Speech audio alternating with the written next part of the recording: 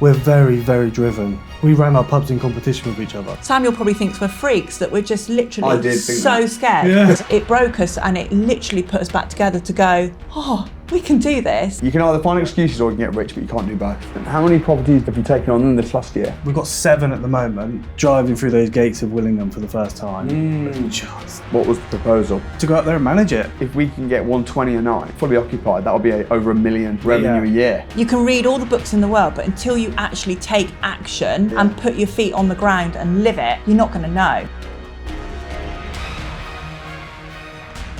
What would you say is the hardest job in the world of all the jobs? God, that's hard. Maybe what we've done, I guess, running a pub or running 3 pubs. Running 3 pubs. Yeah. Your business plan prior to meeting me was what? Gain as many pubs as you can, Yeah. push forwards with those pubs and save 20 grand at a time to purchase property. I wanted 10 originally. 10 was my goal. 10 pubs? Yeah. Originally, yeah. And then what, make money from the pubs and then just pump it into buy-to-let? Yep. Yeah. But buy-to-let is also really crappy business. It wasn't back then though, was it? It was all right. Our buy-to-lets do okay. Where are they? Where are you buy-to-lets? North Dorset. And they do well. They're doing all right, yeah. How many have you got? 3. So you got your 3 pubs, 3 buy-to-lets. Yeah. Okay. So when we met though, we quickly established that business plan was, maybe it worked 10, 20 years ago, but in 2024, it's not feasible. Well, it was a massive life change for us because although that was working while we were both working, physically working hard, Rich was in one pub, I was in the other pub. And you got kids as well. And that's where the change came. Having had the children, that for us was just a game change where Rich was constantly working 100-hour weeks. I was looking at magnolia walls raising, at the time, there's a year between our children. So they're really close in age, our girls. And it was no life. It was just becoming this cycle of going round and round. And all I found that I was doing was just watching the bank balance. Oh, wow, we've saved £500 this month. But that's a long way off 20 grand to get the next buy to let. I think as well, the people that know us from the academy and stuff like that, the people that know us, we're very, very driven. Like, we ran our pubs in competition with each other. So I ran one, Nina ran the other. And they were 2 miles apart. Whose was performing better? I'll let you answer that first. Blatantly mine. Come on. Blatantly mine. You won more awards, I made more money. Yeah. Okay. But is true. there much money in the pub business? Is it a good way to make money? If you are prepared to work 100-hour weeks, if you're prepared to be husband, wife, children go to school, you're happy with just 2 holidays a year, if you're happy with somewhere to live, if you're happy to have an average lifestyle, absolutely. Amazing lifestyle because you are your own boss. But you might plan to do something on Saturday and bang, you're called into work because someone's gone sick. And that happens more often than not. But for us, there's just that burning desire. We wanted more. Do you know what though? Most business owners actually get paid less than their own staff. Oh yeah, we do. Well, that happened. Definitely. Yeah, Definitely. Because your staff are paid minimum wage, but as a business owner, there's no minimum wage rule. Yeah. And sometimes it's like, man, they have an easier life. And they're actually getting paid more than I'm getting paid. Yeah, Yeah. definitely. Yeah. And I'm doing everything. Yeah, we had 75 staff members when we had 3 pubs. And you Jeez. guarantee there's always a problem with someone. Like whether it's that someone's phoning in sick and if that's your chef, then you have to learn to fill his boots, don't you? But it was more than that. It was that mindset of them, wasn't it, that really brought us down. When we first attended at your crash course, what I found was this room was just raw. Everyone was happy. Everyone was helpful. It was a community. It was all those things that we'd really been missing. We'd been very isolated. We didn't even know how to speak anymore, did we? We sat in the same seats further on through the training, in the entire training, and did not move.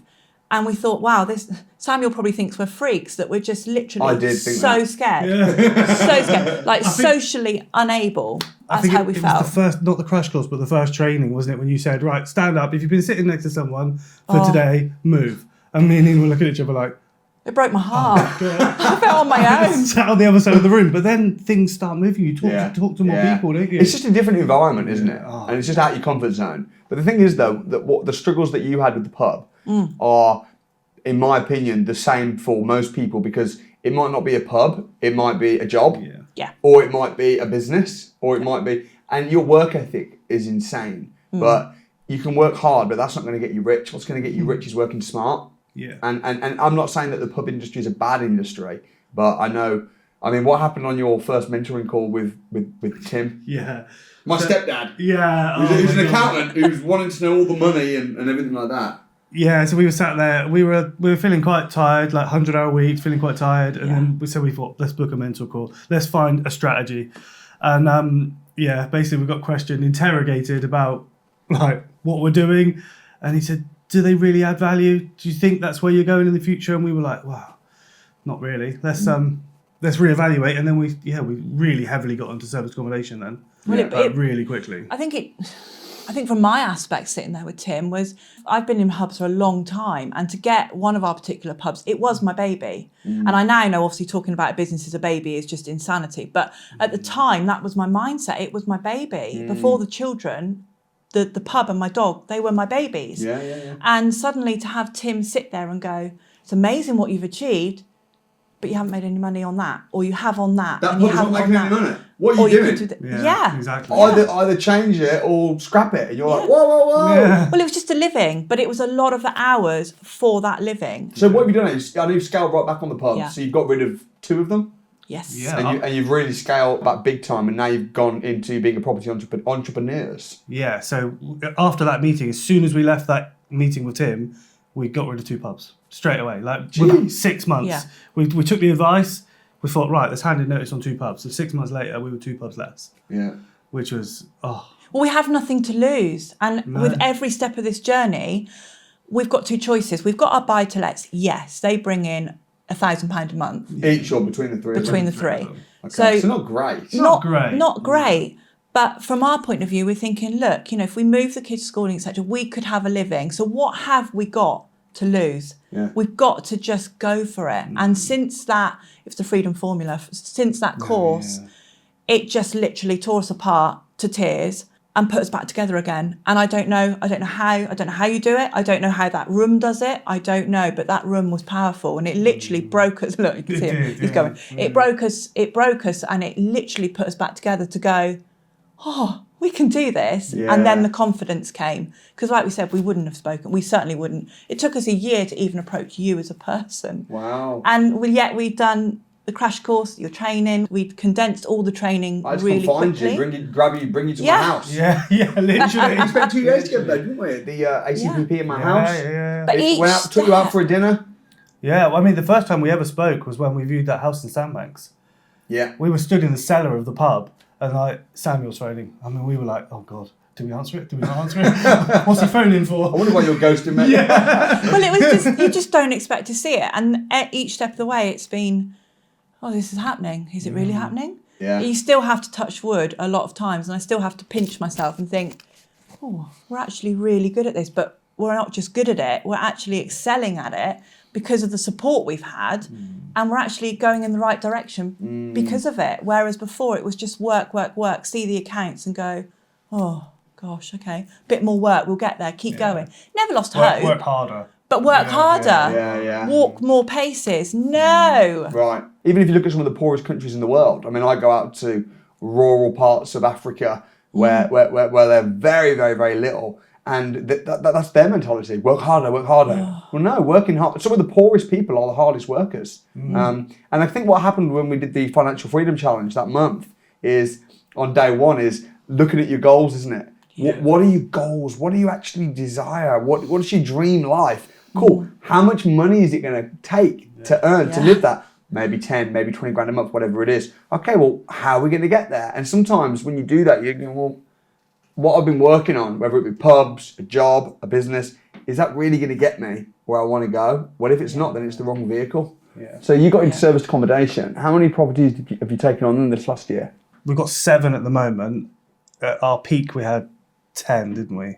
Yes. Yeah. So, and you got rid of 3 because they weren't performing that well? Yeah, Sam, we done a year and realised that they weren't overly great. Bournemouth's quite seasonal, so we've moved into Southampton a little bit. How's Southampton? Awesome. Great. Is that your patch for service accommodation? We've still got 3 in Bournemouth. But again, you learn on the job by just looking at a screen and getting your demographics and looking at your market. That isn't always going to give you all the answers. You've got to actually do it. Yeah. You can read all the books in the world, but until you actually take action and put your feet on the ground and live it, you're not going to know. Yeah. So we had 4 in Bournemouth. We've now got 3, and the 3 we've got are very central. They are seasonal. It does do a little bit of a roller coaster, but the summer is so high. So our plan then for winter will be very different this year. How much do they make each property in the summer, the Bournemouth ones? In summer, in Bournemouth, probably £1,800 a month. Each? Yeah. Yeah. And then in winter, you go back to sort of break even. Right. So it's, yeah. It's up so where Southampton's more stable. Yeah, exactly. So Southampton makes about £900 a month all throughout the year, whereas Bournemouth's really high in summer and really low in winter. So it's the same outcome. So on average, you're making about £1,000 per property. Yeah. Roughly, Yeah. And that's profit. Yeah. Yeah, that's really good though. Yeah. And is it easier running the serviced accommodation units or running the pub? Oh, service accommodation, isn't it? Service accommodation, definitely. I think the only advantage from the pub has been that guest experience, isn't it? I love guests. I absolutely love hosting guests. I love everything about guests. I love people. And that was from being in the pub. Obviously, having children, as we've said, I couldn't be on that bar anymore. I can't be on stage all the time. It very much had to be a back seat. So service accommodation for me has been a great way of expressing myself from a desk. Yeah. And it's natural. So talk to me about the business model then with serviced accommodation, because you're not owning these properties, you're controlling them, which is meaning you're not needing to put down big deposits. You're not needing to save up 25 grand to put down a deposit. Now in this market, you're probably going to need 50 grand to put a deposit down or more. Yeah, definitely. With your stamp duty. Especially in Bournemouth. Yeah? Yeah. Yeah, well, the average property in Bournemouth's got to be, what, 350? And the rest. Easily. So if you're needing to put down 25%, you're talking, probably with your stamp duty and whatnot, you're talking best part of probably close to 100 grand. Yeah. To buy a house Yeah. to make 300 quid a month. Yeah. How? Yeah. Why? Exactly. Why would Yeah. you? Why? And if you're having to get 100 grand from pub Exactly. to then make £300 a month, it's a terrible it's business insane. plan. Yeah, it was. So what's the business plan now then? Well, so service accommodation, you're sort of running the service accommodation side at the moment. And we've just taken on an HMO in Eastleigh, which is doing well. It's just fully tenanted. Is that, do you own it or is that No, rent to rent again. Tell me how you found it. Nina found it. Of course you did. The award-winning pub owner. Yeah. It's a good story, actually. Oh, it was absolutely hilarious. I found it online and it was advertised as a 3-bedroom house, new spec, fully refurbed. But looking at it and looking at the floor plan, I thought, and the street it was on, I thought, a 3-bedroom house, families, parking was limited to the front. I thought, this is insane. It was a £1,500 a month for rent. So I thought, well, hey, I'm going to ring anyway. Rang the landlord, and he let slip in the conversation that it had previously been a HMO. Hello, not my area. HMO, rent to HMO discussions, not at all my area. Kind of got myself lost in the conversation, but kept going. Rich was working downstairs in the kitchen. I'm upstairs, chatting away with the landlord, and we came to a conclusion that, we'd have a viewing. He was open to the fact that it could go back to a HMO, but he'd had so many problems, poor management company, so many issues with it. He just wanted shot of it. He's in London, wants to start a family, does not want to be dealing with, Derek, who's had a problem with this, and Vera, who's arguing. He just wants shot, didn't he? Beautiful house. In the conversation, it's actually in Eastleigh, so that's the location. I was chatting to him about Reading. That was completely off the cuff. Children were screaming. It was just a horrific conversation. Managed to get a viewing about Reading, and then went downstairs and Rich said, what have you done? You've got a HMO viewing in Reading. We're never going to do that. How does that fit into our demographics? How are we going to get to view it? How are we going to get to view it around work, children's school times, etc.? So to cut a long story short, I messaged him and said, can I have the address? And then in the address, I said to Rich, oh my goodness, it's Eastleigh. What on earth was I thinking? Wasn't Reading at all. I completely lost my marbles. Oh, jeez. But the landlord loved us because we were just us. Yeah. So the property was fully refurbished, wasn't it? Yeah. It's got all sensors in the rooms for the heating controls and everything. It's got the Inspire heating system, yeah, hasn't it? it's so good. It's such a good property. How much did you agree to rent it for him? £1,800 a month. Why more than the asking price? Because it's £1,500 for the 3-bedroom traditional house. So he had been making more than that, obviously, handling the property himself. So he came down in a reduction. He was getting 2,223, making that as clear profit himself running it. As a HMO? As a HMO. So to save him the stress and the hassle, he agreed at £1,800. We wanted it to be a win-win as well, didn't we? We wanted him to feel happy and him to get something out of it. But he just wanted a flat he knew what he was getting, as Exactly. opposed to having the hassles of managing the HMO Exactly. and whatnot. Is it all ready then to run as HMO, or do you need to get a license and stuff? Yeah, it's all licensed. License. Oh, it's all ready. All ready to licensed. roll. Yeah, ready. It's tenanted now. Oh, you've got it all tenanted Yeah, already? yeah. So you're giving him 1,800. How much are you renting it out for? So we're doing so normal double rooms are 600, and then we've got an ensuite room at the top, which is 700 So in total? in total. So there's, how many How rooms? much profit are you 5. making? It makes about 750 a month profit. Nice. And how much hassle is it though, managing it? So easy Why? because we don't go there. Like, Yeah, but how do you... He didn't want it because it was all the hassle. How are you running it with no hassle? We vetted all the tenants really heavily. I mean, it took us probably over a month to get it fully tenanted because I was so picky on who went in there. Which is really important. I didn't want anyone going in there. Nina It was was just painful. Yeah.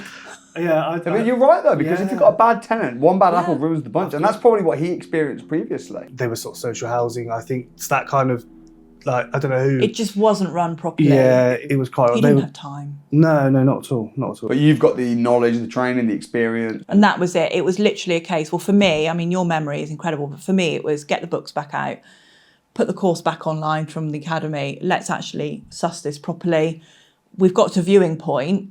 We now need to know exactly what we're doing, get to the crux of it. And again, it was back to mentor calls. It was back to how would you approach the viewings? Obviously, get all the viewings on the same day.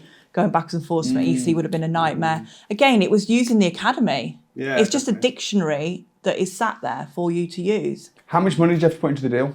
Initially agreed no deposit, didn't we? But then he sort of got a bit cold feet because he'd fully refurbed it himself. He got a bit cold feet, so we did pay 1,800 deposit, 1,800 upfront rent. Right. And what about furnishings, refurb, all that? Already done.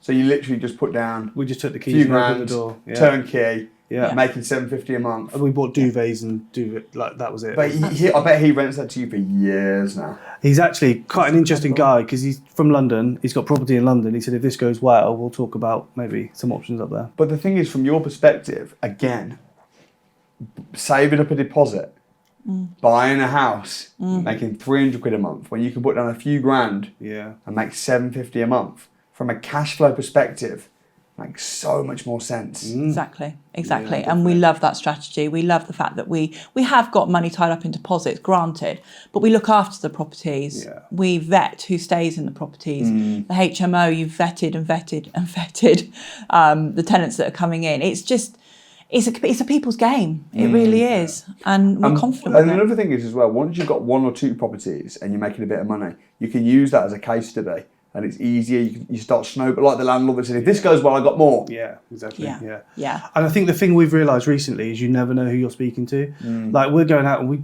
don't really want any more rent to rents at the moment. We're sort of trying to focus on other things like find a BRR project or Because you're already making enough money now from rent to rents where you can pay the bills, everything's all covered. Now it makes sense to start thinking creatively how you can do bigger deals. Yeah, so we were on one. We had a day off, didn't we? We were in a country park. My phone rings. I know. Never a It was day a off. landlord in Portsmouth and said, "Did you phone about a property?" And I was like, "Yeah." And then I said to Nina, "Do you fancy going to Portsmouth?" So we got back in the car from this country park, drove to Portsmouth to view this rent to rent, and we were like, "Oh, it doesn't really make sense for us. It's got no parking." And he was just a tired landlord who was fed up. And he said, I just want out. He said, I'm fed up with tenants. He said, and I said, how many properties do you have? And he said, I've got 10. So we pitched a lease option to him. So that's with him at the moment. It's with the solicitors at the moment. So that's great. hopefully buy 1 a year off him for the next 10 years. Wow. Why 1 a year every 10 years? Is that capital gains tax stuff? Tax efficient for him, but it works for us. If we run a service accommodation, then we could just save the deposits really quickly. Yeah. So how's life changed for you then? Massively. It just doesn't represent what it did before. I think we've certainly worked the hardest we've ever worked in the sense of we're making speed, we're taking really big decisions. Yeah. Obviously, we've got the children, we've still got the pub. It's all of those kind of things that go in the pot. But Where's the for majority us- of the money coming from now? Pub or from your property business? Property. Yeah. By a long way. Yeah. Oh, yeah, definitely. By 80% property, 20% pub. Yeah. Yeah. So it makes sense to scale down on the pubs. Yeah, well, our pub's fully staffed now, isn't it? So it can run in That's the good. background. Yeah, so it's fully staffed. Interestingly, I've got a philosophy which is I only like to do business with Academy members. So people message me all the time, can you finance this deal? Are you on the Academy? No. Okay, next. I mean, if you're on the academy, there's so many people on the academy, the community, and I like to keep things in-house. Even my trainer is on the academy. Yeah, he's on the... Well, he was. He modelled the academy, got to know him, and now he works as my trainer. If I'm buying deals from people, I'll buy in-house from the academy. We'll tell the story of Willingham House. Oh, So massive. You actually messaged me and Nina separately, I think. Did it? Nina said, I've just had a message from Samuel. And I was like, I've just had a message from Samuel as well. And then it was that same story as the Bournemouth property. It was like, okay, what does he want? Like, what is this? Like, and the questions were, how's your pub? Do you enjoy it? Are you making any money? And we were sat there like, oh God, here we go.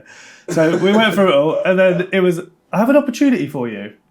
And then that was how Willingham started. Well, to be fair, it? the question was, you were discussing online about doing a freedom challenge again. You know, and it just takes that one thing in your day to just have that moment, and Rich messaged, and it was just that moment of, oh gosh, and then it's that silence, and we think, well, Rich, he's busy, like he's got 100 things to do, goes silent, and we're thinking, oh, you've done it now, now you're in for it, thinking, oh, and then this place, Cambridge and Willingham, and it's just a complete 180. It meant, from our point of view, we could then systemize the pub properly. We could get Rich's time back. It meant that we should have been confident anyway to bring Rich out, but we weren't. We've always been really sort of conservative, really sort of, does this work? Let's not spend a penny until it works. And that just went out the window. We're doing it. Let's just go for it. I think we don't turn down opportunities very often. No. Like, no matter what it is, we always look, and we don't very often turn them down, do we? No. But driving through those gates of Willingham for the first time, it's just so it's a beautiful hotel. It's incredible. It's so nice. What was the proposal and what did we work out? To go up there and manage it. The refurb's underway at the moment. So phase one is, like I said, the ceilings are being painted this morning. So we're going to go up there and not oversee, but just get it up ready for management. And then manage it. Yeah. Even live there. Promote it. Yeah. Yeah, Rich is there. Your kids are already eyeing up the grounds garden, for parks. And There's a swing that's been requested from the youngest one. But it's the little thing. It's just the little things, isn't it? And I think children just display that without... It's for us never been about necessarily having a flash house. Obviously, all those things in the financial freedom were there, that we could have 10, 12 grand a month to live off. That would be a dream. And now we're over halfway there. That in itself is incredible. this hotel should push you way over that mark. Yeah. The sky's the limit. There's so many options there. So basically, you're getting a percentage of the profits from the whole hotel, but your involvement is going to be overseeing it, managing it, on site. Massive life change. Oh, massive. But also, I mean, I'm too busy to do it personally myself. Yeah. And I thought, rather than getting somebody outside, I could see your skills. You've got a background in hospitality. And it just makes sense. Yeah. Some want to buy deals from Academy members, and I'm really excited about partnering with you. And I mean, it's early days. We don't know exactly how it's going to go, but it's, 26 units? 26 units, yeah. Conference rooms, events. We're going to be running Academy events there. Yeah, Cambridge in a circle. Yeah. Here you come. Yeah, The eviction is going to be taking place there. Hey! Which is going to be epic. Oh, I can't wait. So it's just a 180. Yeah. And to give it, you've been into the local shops and everyone has said, it's an incredible house. It's beautiful. And they're curious. And I just think it's going to go bang. As soon as it's all finished, it's just going to pop, isn't it? People pop up the drive all the time. Well, there's 26 rooms. I mean, I worked out if we can get 120 a night, fully occupied, that'll be over $1 million revenue a year. When we done the original figures with Russell, that's what we were sort of aiming for, $1 million. I think that should be the target. Yeah. I mean, we might not hit that. I've already got comments online now saying, "Oh, you're not going to get $1 million a year." Okay, I'd take $500,000. I read some this morning. Yeah, you're fine. My costs are $6,000 a month, so anything above that, obviously you've got the running costs, the expenses and the bills and stuff. And we've got loads of bookings already from our Academy members. Yeah, no, exactly. Yeah, ACPP. Yeah, we're going to be running that there. All the conferences. Can't wait. Yeah, in a circle, we're going to run there. Could be a little Academy hub. Yeah, and I think future we sort of planned weddings eventually. So weddings will be really good. That'd be amazing. I said to you this morning about some sort of training camp there with Steve. That'd be doing amazing. a retreat there. Well, you'll meet Steve in a bit. Yeah, he's coming down later. I just think the possibilities are endless, and it was just a way of. As soon as we walked in, I just said to Rich, "This is incredible. Where this could go, the sky is the limit." And we've seen. The way I looked at it is $1 million is not unachievable. You can do that in a small If you get $1 million from that a year, if you can make that happen, fair play. Yeah. And if we don't get anywhere near it, then I'll just say it's Rich and Nina's fault. Yeah, exactly. Hey, don't do me. I just, you know. So what's the academy been like? What's the experience?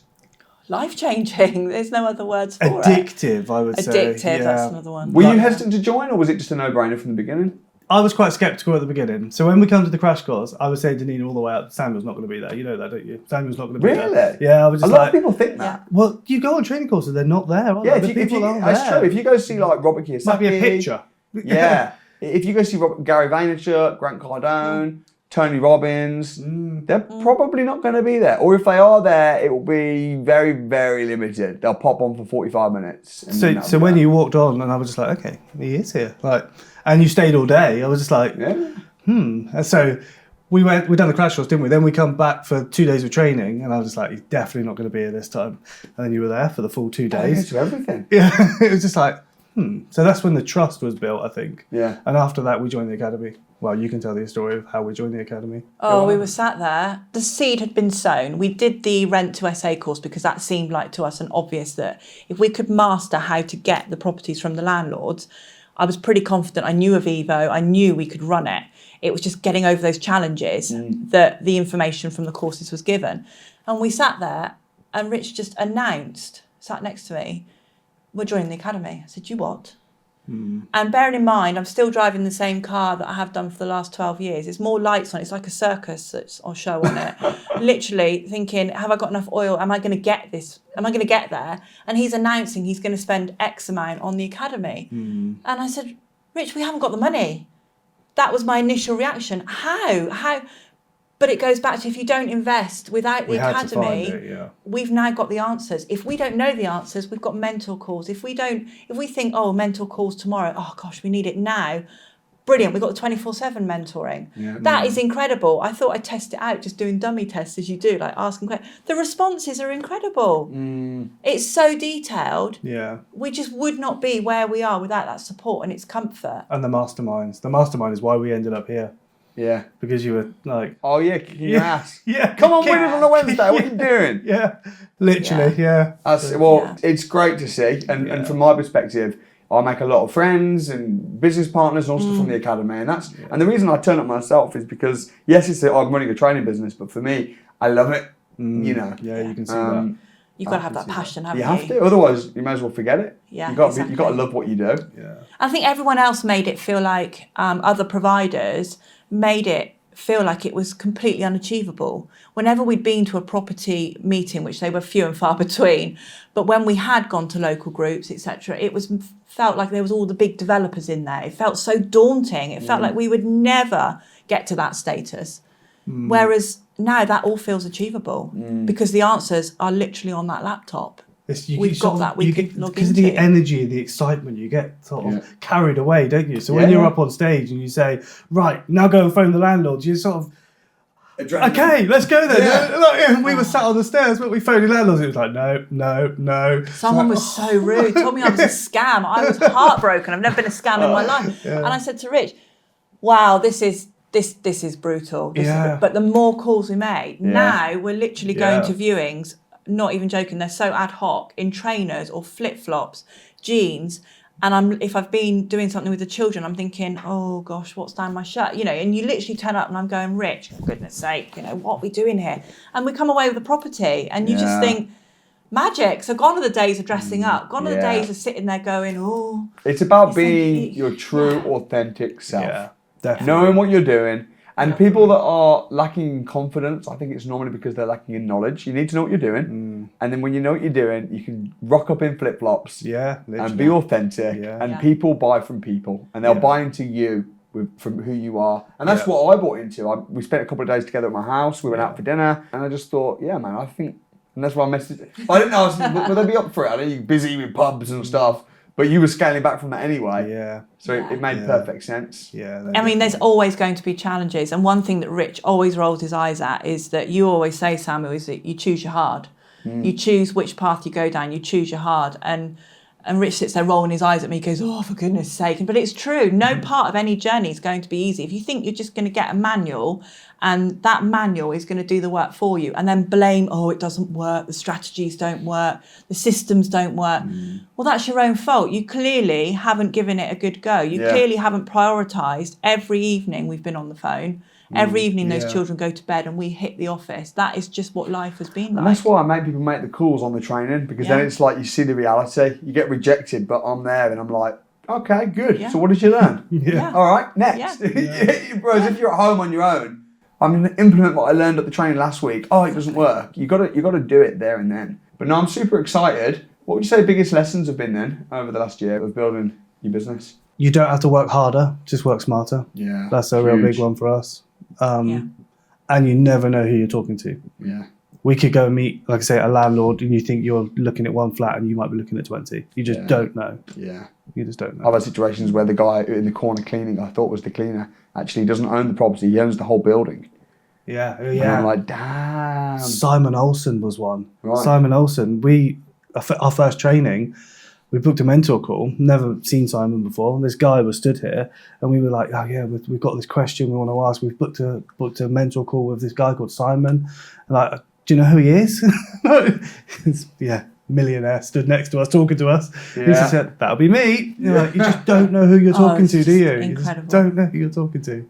Yeah, absolutely incredible. And it's true, action, it does work. Yeah. 100% it works. It's that just taking that action, that leap of faith, just getting out of your comfort zones. If you sit within those comfort zones, you're never going to go anywhere. You've just got to give it that go and give it a chance. Don't just write things off and don't become bitter. I think one thing for me, I was initially when you were watching Samuel in the living room and it was constant Samuel, all I could hear was your voice. I just thought, wow, who is this chap? And I found myself sat on the sofa going, well, that's okay for them because they're 21, they've got no commitment. So they can be financially free because they live with mum. Yeah. Financially free for us meant school fees paid, because the one luxury we have is not holidays, it's educating our children, trying to keep them out of those primary schools that, you know, you're taught to be that minion, you're taught to pay these taxes. Obviously we pay taxes, but they're just in that daily grind. Whereas in the school they're in, they're surrounded by like-minded families that are all working hard, whatever field they're in. And that's important to us, to give them, again, as you say, you're the sum of the 5 people you spend the most time with. If they're in a class with 5 other, children that have got the same values that we've got, they're going to go the same way. They're going to be successful at whatever they choose, whether that's being the most successful hairdresser or whether that's being the most successful property guru. Who knows? But it's interesting what you say about how you were thinking, that they're young. Because some people might look at you and go, but you've got experience because you've owned pubs. Yeah. You can always find an excuse to justify why you're not successful. Or you can say, you know what? If anyone can do it, I can do it. Just drop the excuses. You can either find excuses or you can get rich, but you can't do both. Ask. That's my thing. Whether it was asking. My parents have backed us from the... They were dubious. They're in their early 70s, save the money, buy a house, that mentality. Same as us when we started. And I think from my parents' aspect, it was ask, Mum, can you have the children for 3 nights, please? We've got to do this training course. Mum, going to go and film on a Wednesday. Will you help? Yeah. And they've always said yes to sometimes to their detriment. They're exhausted after 4 days of 2 toddlers. Yeah. But we're on this journey together. Share the burden. Exactly. Share the burden. Exactly. It takes a village to raise a kid. It really does. And not just with your children as well, but also with your business. Yeah. Like I did with you, and I'm like, I've got a viewing in Sandbanks. I know you live locally. Can you view for me? I can't make it. Like, that's me asking for help. Yeah. But I'm really excited. I'm really proud of you guys. Thank you so much for coming on Winners on a Wednesday. Thank you. And I look forward to future projects together. Can't wait. And thank you. We wouldn't be where we are. Exactly. Thank you so much. So welcome.